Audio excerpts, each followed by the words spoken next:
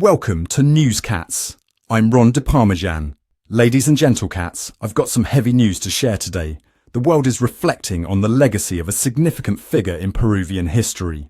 Alberto Fujimori, the former president of Peru, has passed away at the age of 86 in Lima, Peru. His daughter Keiko Fujimori took to social media to share the news. It's a weighty moment, as he had been battling cancer for quite some time. Now, many of you might remember that Fujimori served as president from 1990 until the year 2000, a time that was nothing short of tumultuous for Peru. Depending on who you ask, his legacy is as mixed as a cat's affection full of loving purrs, but also some hisses that leave a mark. During his presidency, he stood at the helm during a period of intense economic strife, where hyperinflation was threatening to spiral out of control, making everyday life a struggle for many Peruvians. There were days when inflation reached up to 700%.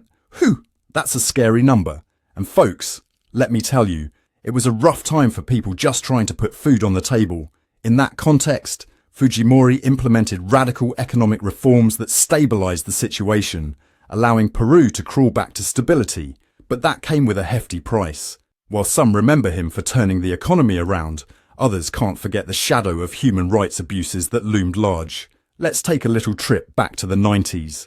There was Fujimori shaking things up with his bold actions against the Shining Path, a notorious terror group that wreaked havoc in Peru.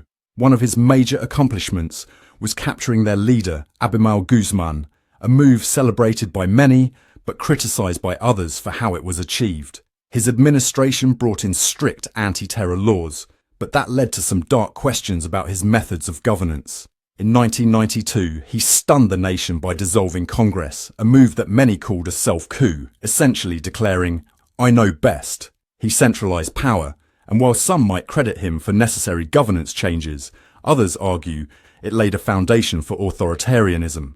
Doesn't sound very democratic, does it? Oh, but his story doesn't just weave a tale of economic reforms and power plays.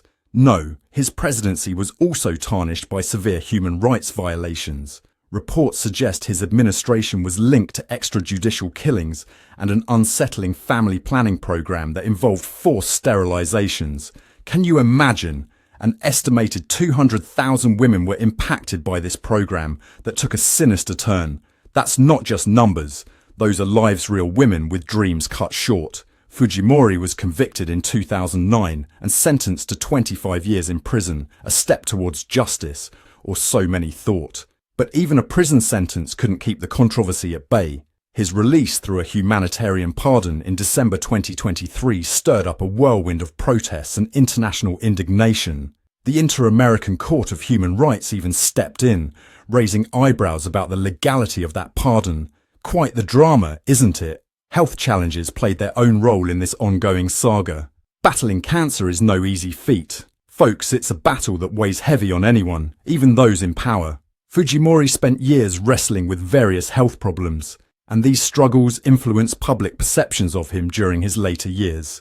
With critical condition becoming part of his narrative, many began to wonder if those health issues were being used as a passport for leniency.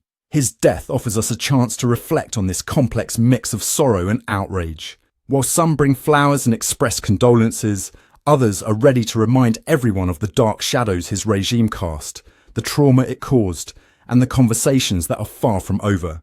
The Peruvian government has acknowledged his death and offered condolences, but it seems the discussions surrounding his leadership will echo through history's labyrinthine corridors for a long time to come. As we measure Fujimori's impact, it's crucial to keep an eye on the key figures who danced in this intricate web. Keiko Fujimori, his daughter, is making waves, already eyeing a presidential run in 2026. You can bet that her father's legacy will weigh heavily on her campaign platform. She stands at the crossroads of her father's influence, both embracing and confronting a legacy riddled with complexity. And let's not forget Vladimiro Montesinosi's former advisor. This chap has a reputation for being associated with corruption and dubious dealings that greatly contributed to Fujimori's dramatic fall from grace. So, the connections and consequences of this story continue to unravel, revealing just how multifaceted this entire saga is. In essence, the passing of Alberto Fujimori does not signify an end. Rather, It marks a continuation of a debate reflecting the broader political landscape in Peru, layered with tales of economic challenges and human rights struggles. It's complex, folks, far too complicated for a simple history book. This is a living conversation, one in which we all should partake. So, as we think about this legacy, it begs the question, what does Fujimori's story teach us about power and responsibility in leadership? Your thoughts matter, so do share them below.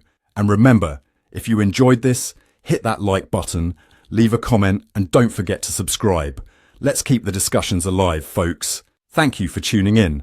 I'm Ron de Parmesan, and this has been another Newscat special report. Meow.